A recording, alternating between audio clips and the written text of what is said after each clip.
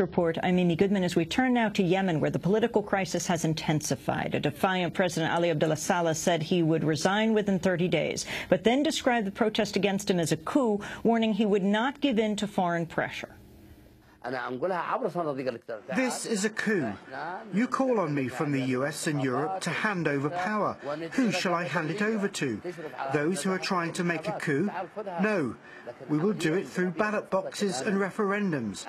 We'll invite international observers to monitor, but we'll not accept a coup inside the country and will not accept any external support for it. That was Yemen's President Saleh speaking to the BBC Arabic service Sunday. President Saleh had agreed to leave power under a transition plan aimed at ending violent unrest under his 32-year rule. Under the deal brokered by Gulf Arab mediators, he would stand down with a month of an agreement being signed with the opposition. Protests against Saleh are continuing because many people don't believe he'll keep his promise to leave office. Earlier today, at least 10 people were injured in the city of Taiz after security forces opened fire on protesters. In the capital, Sana'a, thousands of demonstrators demanded Saleh give up power immediately. We totally refuse any initiative that doesn't include the departure of the president and his family and the trial of the president and his family. We affirm that the JMP opposition coalition represents only themselves and does not represent the youth.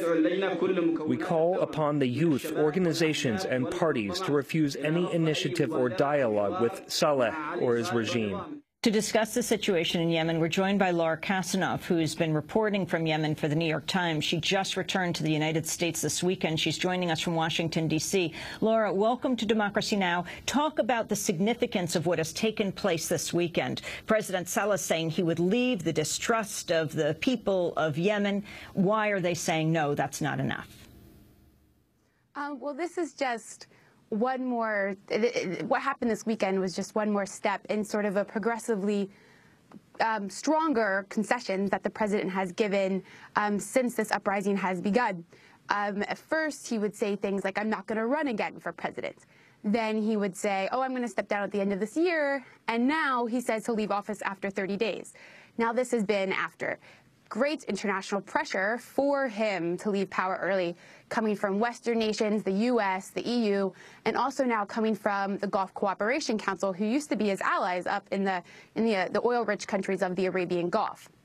Now the protesters the protesters, once hearing this, that he's going to leave office in 30 days, one would think they would take this as an achievement, you know, that or one more for what they've been on the streets for months and months protesting for.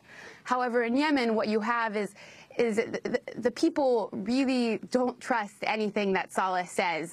In 2006, he promised not to run again for presidential elections. Then when the presidential elections came around, he sort of, via paying people off and paying for loyalty, said, look, the people want me to run again. People came to the street and demonstrated for him. It's widely believed they were paid to do so. And thus he said, look, the people want me. I'm going to run again. I'm not going to relinquish power. The protesters are afraid that after the 30 days, that's exactly what's going to happen this time again, and he will regain power. The other thing is they have seen what's happened in Tunisia and Egypt, and they saw sort of this immediate departure of the leaders there, of the longstanding dictators in those countries. And they want the same thing to happen in their country. They believe the same thing can happen in their country.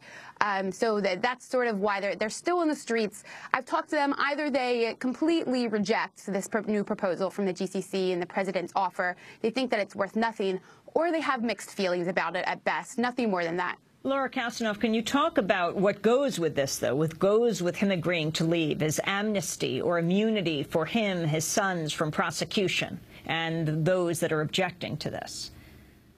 Yes, yes. This is one thing. After ex-Egyptian President Hosni Mubarak was and his sons were detained, this greatly scared Saleh. I was told by many people who know Saleh that this very much so worried him, and of course his sons as well. His sons are the heads of various military units in the country and are widely believed to be, also benefiting from the large-scale corruption in the country. And so this definitely scared him. So the people who are brokering the deal for him to leave, be it the U.S., the EU, or the GCC, they know that immunity has to be part of the deal. Otherwise, he's not going to accept to leave. However, the protesters say, this man has taken part in great crimes, both. Right now, when the protest was happening, around 130 protesters have been killed so far since the protest has started, either by security forces or by these plainclothes thugs who we call the Baltajia. But it's they work with the security forces. I've seen them many times in cahoots with the security forces. So they're not working independently from the government. And they say, okay, so he's killed people, A, during this time of uprising, and B, has a long history of corruption, of war against the Yemeni people. In Yemen, and we didn't have this in Egypt, the military has been engaged in wars against its own people for years, both in the north against a Houthi, sort of this Shiite sect in the north, and as well against Yemeni citizens in the south. And so they say, all these crimes that Saleh has to stand before court, and otherwise we're not going to accept this. And again, they saw it happen in Egypt, and they also want it to happen in Yemen. Laura, who is likely to succeed Saleh? Well, that is the great question that no one right now has a good answer for, because of the way that Saleh has run this country. All the power in the country rests in the hands of Saleh. The institutions in Yemen have no power. The ministries have no power. The parliament has no power. One reason we know this is because basically all government has stopped working in the past month. Many ministers have resigned, parliamentarians have resigned, ambassadors have resigned, all over the violence used against the protesters. But yet the country still runs, and you don't really feel it. So that's proof that they never really did anything in the first place, and it all all the power resides in Saleh's hands. And this is no one else has been built up. No one else seems like they are, have had a leadership role and could possibly take this position. So this is something that Saleh knows, and he can sort of play off of this. This is also something that worries the West when they see Yemen. There are some tribal leaders who are Saleh's rivals who would possibly be set to take power. However, people are afraid that if they were the ones who took power, we would just have a repeat of Saleh. We would have another northern tribesman ruling the country in the way that Saleh did, which was to sort of pay loyalties to the various tribes and not really create a modern state. So they're a possibility, but that's what no one wants, because what the protesters want is to turn Yemen into a civil society, into a modern state, and sort of change the trajectory that the country is headed towards, which is essentially failure. Laura, in a minute, we're going to be talking about WikiLeaks and documents that have been released from Guantanamo. But I want to go back to WikiLeaks and the documents that were released around Yemen. You had Secretary of State Hillary Clinton going on her apology tour to Yemen, among other Gulf states. Yemen has been a longtime ally, but in this WikiLeaks documents there, it showed this discussion between Saleh and the United States government that the U.S. would bomb areas of Yemen, and Saleh would take responsibility for it, saying it was actually Yemeni forces. What about the significance of this in the Yemeni uprising? Yes, this is true. For one thing, this is just one more reason why the populace doesn't trust the president and believes that he lies to them. Yemenis are staunchly against foreign intervention in their country, and that's one reason why you hear Saleh yesterday, or what was it, 2 days ago, when he was talking to BBC, saying, "I'm not going to succumb to this foreign intervention, foreign pressure," because it's sort of this Yemeni psyche, more so than other Arab states, I would say, to sort of that they're very proud of themselves and they don't want foreign intervention. So, that's one reason why the Yemenis are, disgusted at the ruler. They know that he sort of allows this U.S. Military intervention into their country. However, you also have the significance here in that you have elements in Washington, and you have people who are scared for Saleh to leave, because when Saleh goes, what is U.S. counterterrorism work in Yemen going to look like? Now, the U.S. certainly, people say that they only have a relationship with Saleh. That's not exactly true. They do have relationships with other people in the country, but Saleh has given the U.S. the green light to intervene against al-Qaeda in the country.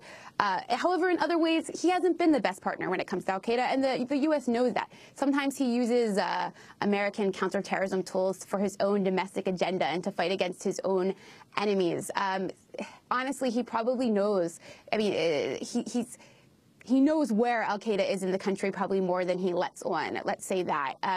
This is widely believed. This is what Yemenis believe. Yemenis believe that Saleh uses the al-Qaeda card to sort of get more Western support and for U.S. aid money and this sort of thing.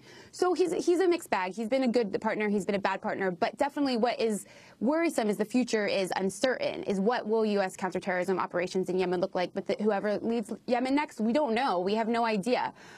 So everything is just very uncertain as we proceed forward where this is all going. And what about the defections like General Ali Mohsen, the significance of how high up they are, and will they play a leadership role now? Well, it was very important when Major General Ali Mohsen announced that he wanted Saleh to leave, that he was going to support the protesters. He is Yemen's most powerful army commander, and has had a precarious relationship with Saleh, is from the same tribe as Saleh, and was believed to be was an ally to a large extent. And so this sort of changed the direction of the uprising, where we all thought that then the revolution was possible after Ali Mohsen announced his support. However, whether or not Ali Mohsen will have a leadership role is doubtful. Yemeni officials are saying that in order for Saleh to go, Ali Mohsen has to agree to go as well. Saleh won't agree to go unless Ali Mohsen does as well. That way, this is sort of the tribal way of mediating conflict. It doesn't seem like there's a winner and there's a loser between Ali Mohsen and Saleh. And Ali Mohsen has said this as well, and he has also said that he doesn't want a leadership position. So it seems that that he won't have a leadership role, that he had an important role in changing the direction the protest was going. And this sort of also, I would say, has helped his reputation. Ali Mohsen is actually known as one of the most corrupt men in Yemen, and corruption is one of the main things the protesters are complaining about against their government. So, he has a lot of blood on his hands as well. So for him doing this, it helped his reputation. We think he will leave power now on a good note, and that's what we think. But again, it's Yemen, so anything could happen. Laura Kasinof, I want to thank you very much for being with us. She's just returned from Yemen, where she was reporting for the New York Times. She came back this week.